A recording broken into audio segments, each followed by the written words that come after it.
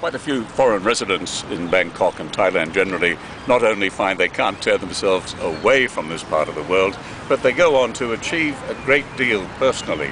Some have extraordinary personal stories. And John Everingham, a well-known Australian man living in Thailand, is certainly one such person.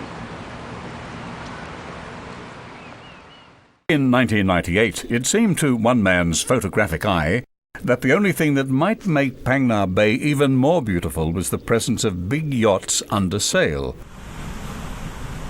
The regatta he started is now held in these waters every February, fulfilling that vision superbly. But John Everingham, long established in Thailand as a photojournalist and publisher, is at heart a naturalist with a particular fondness for snakes. It's an enthusiasm that he readily communicates to others, especially the young. Hey kids, you want to see her? Meet her? You want to meet her?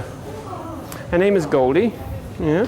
Don't grab her, but you can put your hands under and lift her and hold her. Hold her up like that, but you don't grab her. She doesn't like that. But anything else you can do, you can pick her up, there's no problem.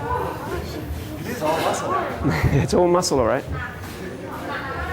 Don't feel afraid. You don't have to be scared at all. When she smells you, she doesn't even think about food or doesn't think about biting. In her whole life since she came out of an egg, she's never bitten anybody. Not a single person. And she won't bite anybody today. But you wouldn't want to be a chicken, that's all.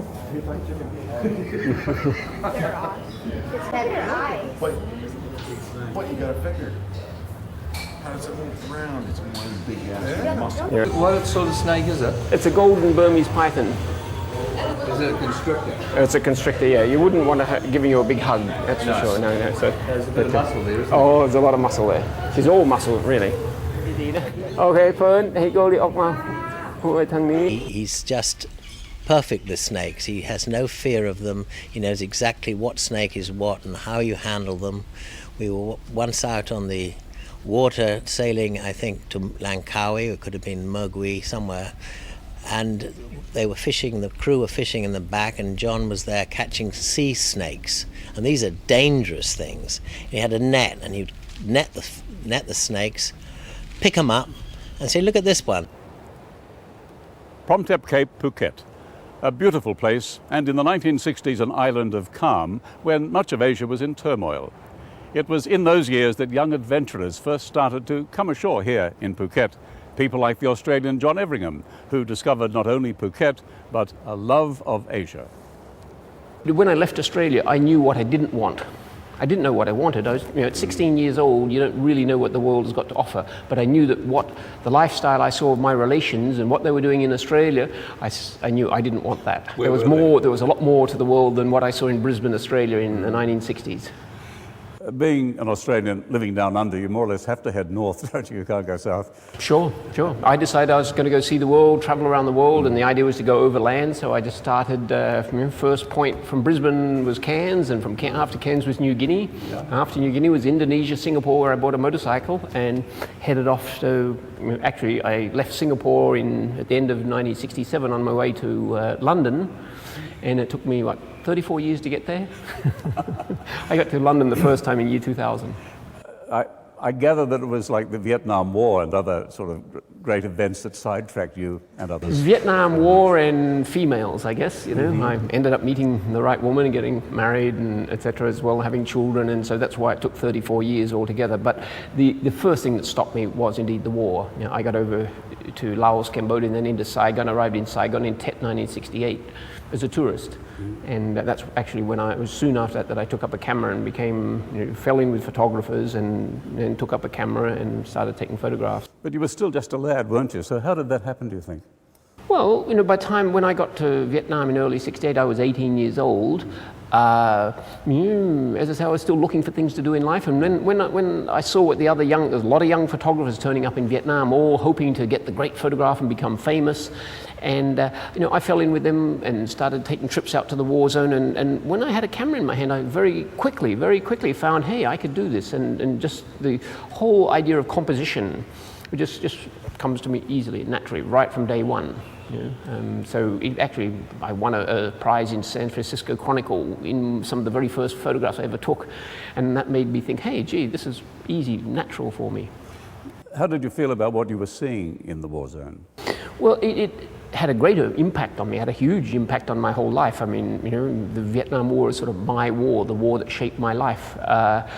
I was running around, you know, in Laos, Cambodia, Vietnam for many years, and right until the end of it. And so it changed my thinking. You know, politically, you know, when I first arrived there, I thought, oh, the bad communists and the Americans, Australians are out to save the world from communism. And it all looked very, very simple. When I saw the complexities of it, and when I was in Vietnam, and I saw that the communist forces were actually just, they weren't people who were communists, they were just all the young people of that country defending their country against foreign invaders. At that point, I immediately made a decision that there was no way I was going to become a draftee in the Australian Army and come back and kill a Vietnamese on Vietnamese soil. Had I stayed in Australia, I might have done so. But once I had been there, it hardened my political convictions very, very strongly. Yes, all the action was in Vietnam, wasn't it? But you favoured Laos, it seems. Definitely, and I ended up spending many more years in Laos than I was in Vietnam. But I think the defining moment was one day I was lying in a ditch on the Vietnamese-Cambodian border with bullets zipping over my head. And I'm lying there with my camera, and there's a group of South Vietnamese soldiers nearby. I'd gone out with them, the South Vietnamese army, and there was some Viet Cong in the bushes nearby, and there were people shooting at each other all over the place. And I'm lying in a ditch with bullets just going a few inches over my head, thinking how very easy I could get killed that day, and how very difficult it was to get any kind of photograph that would show what's going on.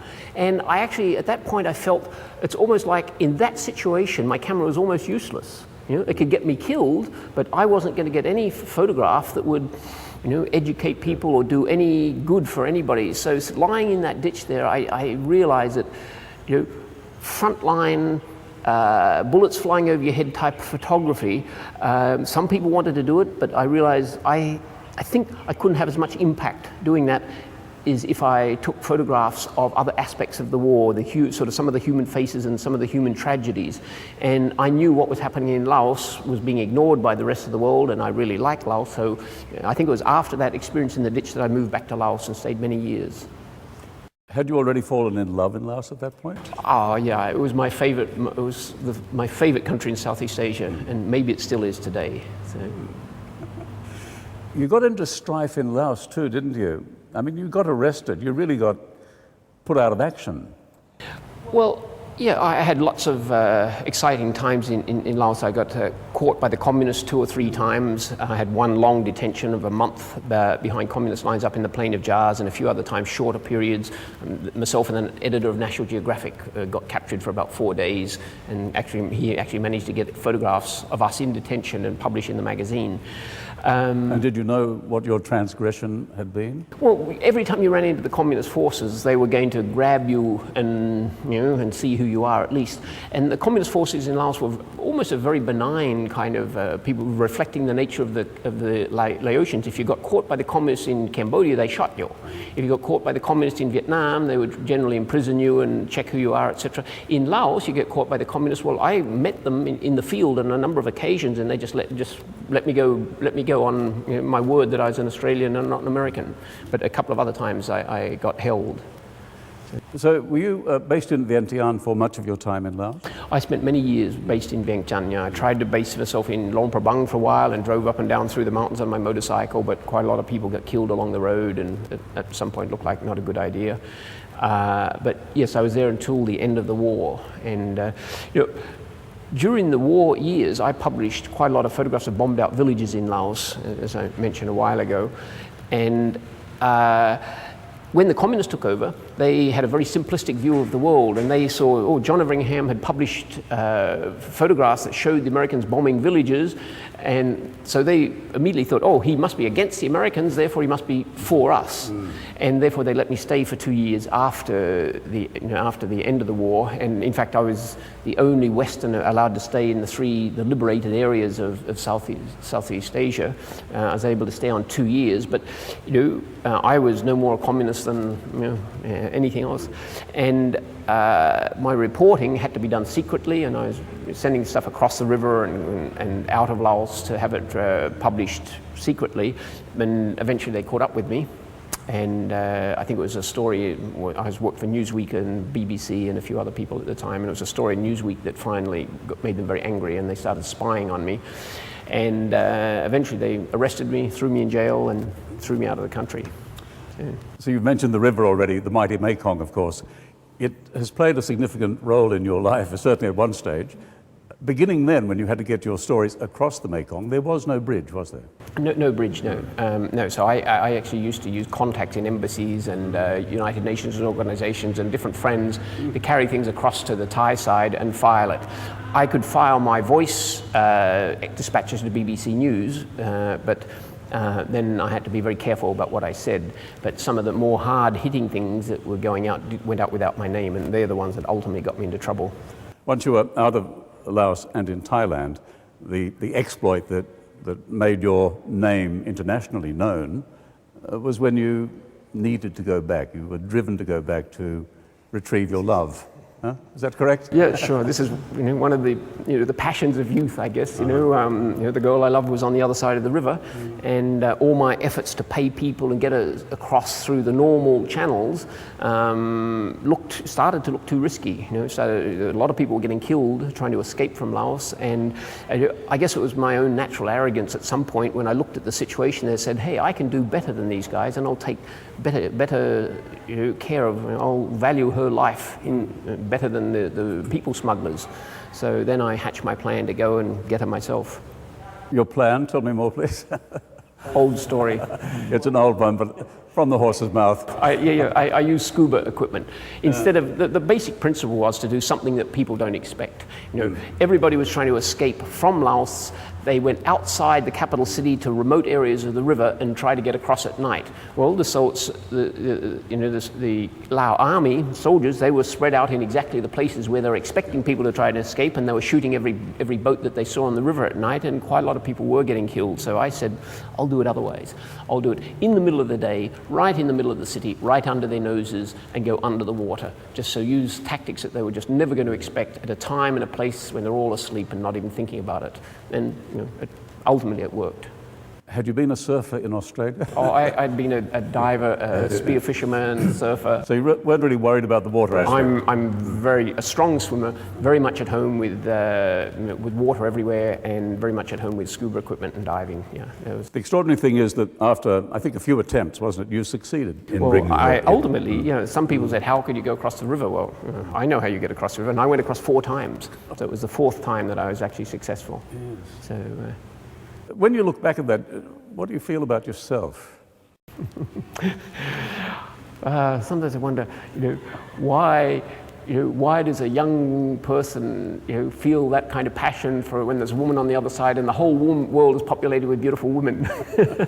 But that's the way it is. That's the nature of human being. So.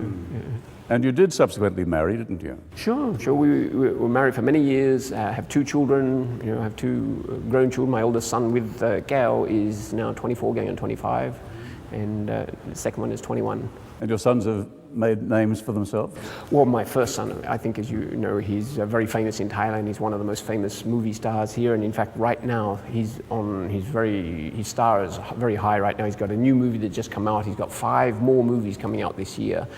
And he's very hot right now. So interesting and exciting, isn't it? Well, it makes life interesting, and it's good as a father to see your son, doing something successful. And so he's, got a good start in life, and I never have to worry about him again.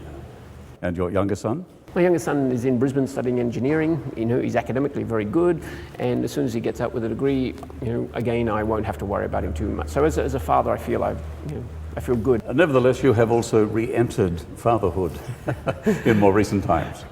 And I'm enjoying it enormously.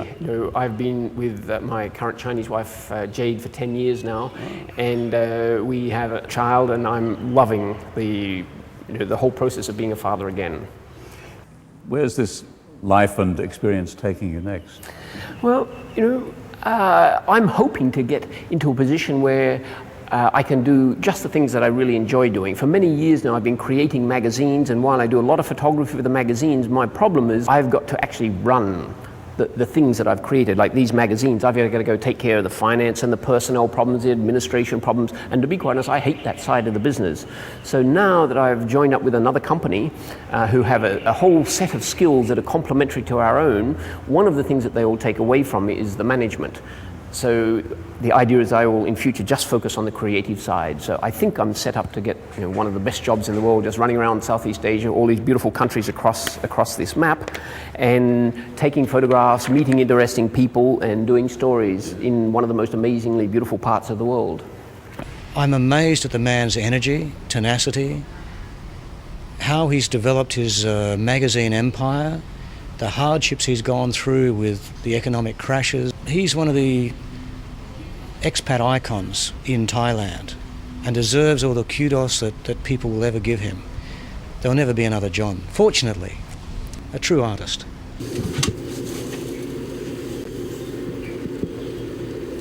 I've been interested in snakes since I was a young kid, and even in Australia I used to keep them. At age 14 I had the longest snake in captivity in Australia. That was an 18.5-foot amethystine python from the north of Queensland. So now when I'm getting a bit more time later in life, I'm interested in getting into a little bit more technical version and trying to breed them, and particularly breed species that have never been bred before, breed them in captivity, because I believe the future of a lot of species is not going to be in the wild anymore. As human beings destroy habitat, it's good for us to learn how to breed some of these artificially and in captivity. She's not big enough to swallow a human, except, maybe this guy here.